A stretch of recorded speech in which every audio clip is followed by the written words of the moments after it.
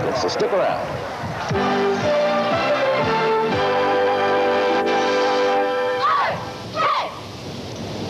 Look out! It's us! The team us 83! We're gonna take that ball and run! These are the cheerleaders from Lake Highlands High School, and they have won awards at camp for the past couple of years for excellence. Take a look at their technique. Lots of precision, lots of drill. Whatever happened to the old days of rah, rah, rah and sis, boom, bah? I mean, cheerleading hasn't been there for a long, long time. In fact, about the only thing that cheerleaders today have in common with cheerleaders of days long ago is this, a lot of yelling and cheering and good old-time enthusiasm. Well, these days it has become quite a science and very competitive, as you're about to find out when we take you to the National Collegiate Championships held in Dallas.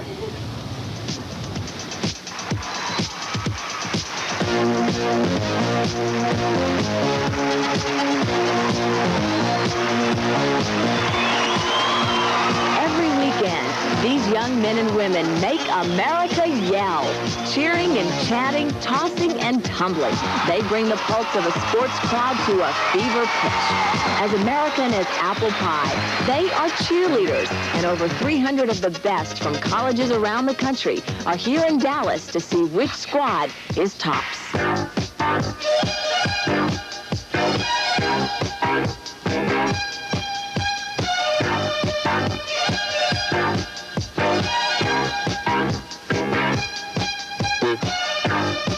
20 teams from colleges across the nation have qualified out of over 2,000 cities in this, the National Collegiate Cheerleaders Competition. Tonight, they must be ready. So today, they practice.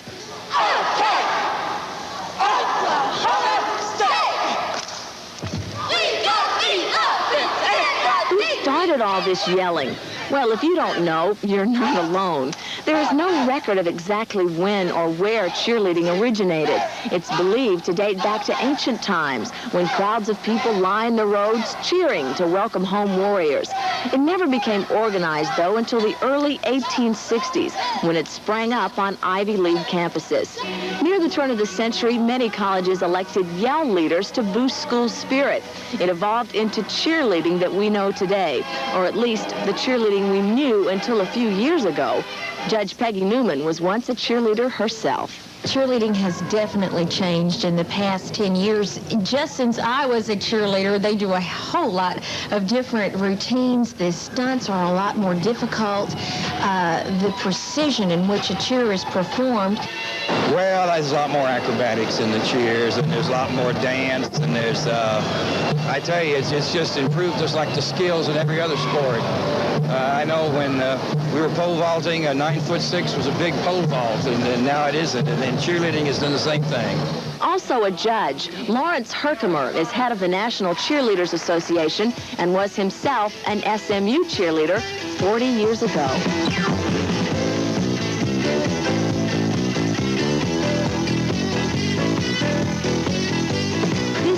Bah and rah, rah, rah are definitely cheers of the past. Today, cheerleading is a strenuous sport, demanding fitness and skill. He or she is a combination dancer, tumbler, acrobat, and entertainer. You know, cheerleaders turned into a sports now. At our school, it's considered a regular team sport, just like football, basketball, and everything else. And cheerleading is having to keep up with the times of moving up sports. You know. Everyone has to be the exact same beat. It's not as much jumping around and just having a good time. It's really precision and being together.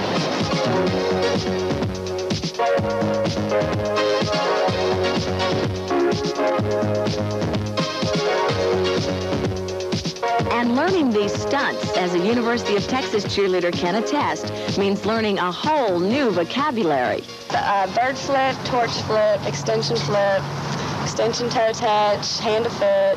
Pony mount. Pony mount.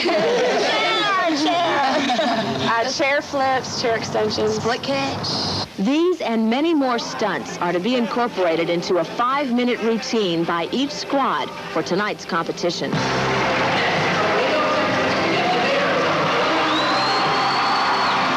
Arkansas, Baylor, Cal State, Long Beach, Clemson, Florida, Georgia Tech, Georgia, Indiana, Iowa State, Lamar, Memphis State, and Mississippi State, Northeastern Oklahoma and Oklahoma State, Richmond, Tennessee, Wichita State, Texas Tech, and Texas, all poised to do battle with pom-poms and pyramids.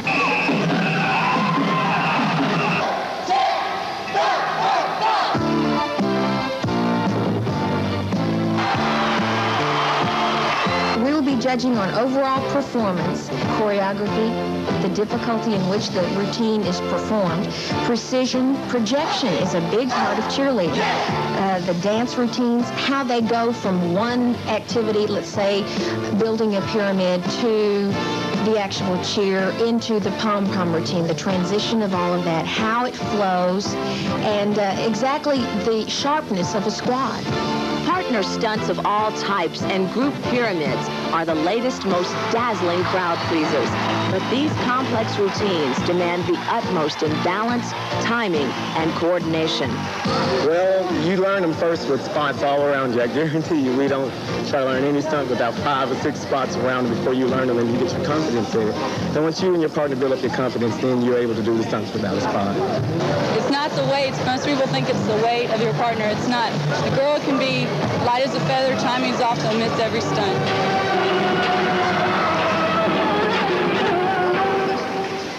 These girls from Texas Tech ended up unharmed, but there are many cheerleaders around on the injured list. Northeastern State University. All these squads have one thing in common: enthusiasm. As the judges tabulate their scores, it's clear picking a winner will not be easy. These 20 teams have all mastered the mechanics of cheerleaders, and the crowd loves them.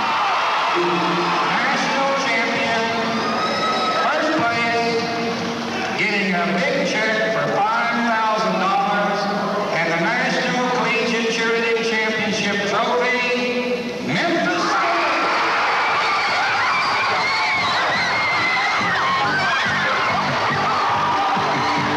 Memphis State University's 34-member squad captures the championship in this, the new sport of cheerleading. The old sis boom ba will never be the same.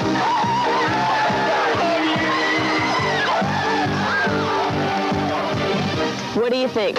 They're pros. They look great. This